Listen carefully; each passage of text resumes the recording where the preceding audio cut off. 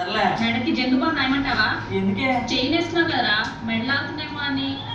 అమ్మా నాకు ఈ చైన్ ఉంది తీసుకుని నా ఫోన్ నాకు ఇచ్చేయండి. నేను అసలు ఫంక్షన్ గా రాను, వెళ్ళిపోతాను. అది అలాగే అంటాడు కానీ ఇంకోసారి మెండల్ని గట్టికి పౌడర్ కొట్టు. నెక్స్ట్ స్టాప్ మందే.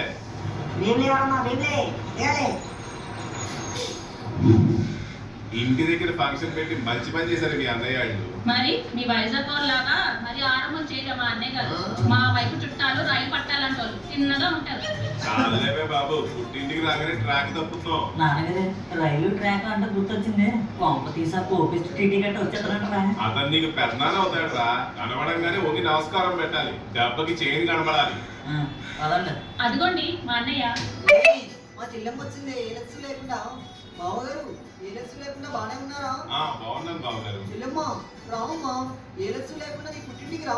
పుట్టింటికి రాసి వెళ్ళి సినిమా చూపించేస్తానే ఏంటి ఇప్పుడు మా అమ్మాయి? అంతా ప్లస్ చేస్తాయా? మావయ్య నమస్కారం పెట్టరా. నమస్కారం మాయ. ఎవరో మన బాగున్నారా? కొంచెం ఒంగులు నమస్కారం పెట్టమన్నా. నమస్కారం మాయ. ఏమి చూసావా నా అల్లుడు? ఏలక్స్ లేకుండా చైనా వాళ్ళ ఉండి మరి నమస్కారం పెట్టేస్తున్నాడు. చెల్లెమ్మ లోపలికి రామ్మా, నీ కోడలు సీతను చూద్దు. ఇప్పుడే చెప్తున్నాను, ఫంక్షన్ కదా అని చెప్పి ఎటుబడితే తిరిగే మాకు. నా వెనకాతలే తిరుగు. ఒక్కొక్క సైన్ వేసినట్టు నా మెల్ల వేస్తానని అర్థమైంది నాన్నగారు. పదండి.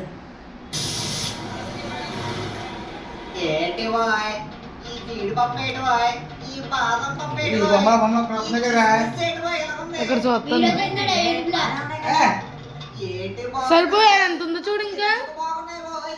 జంబో క్లాస్ టికెట్ తీసుకొని ఏసీ పోగెట్టినట్టు ఉన్నాయి బాయ్. ఒకటి నీ పొడుకొని చూస్తున్నాడా? అప్పుడు ఆడు చూస్తున్నాడా?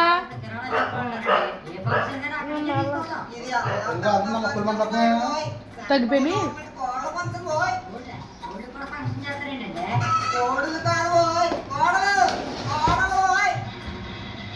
నాన్నగారు నాన్నగారు అటు వద్దండి ఇదేమో. ఏరా ఆ కోపిస్తుడు అక్కడే ఉన్నట్టున్నాడు. అరుతున్నాడు. ఎన్ని పడుతుందా? చెప్పాను కదరా పెద్దనాన్నని. అలా వెళ్ళి పలకరిద్దాం. మళ్ళీ బాగోదు. మనం వెళ్తే నిజంగానే బాగోదండి. మూసుకున్న వెనకాలరా. చెప్పబోయ్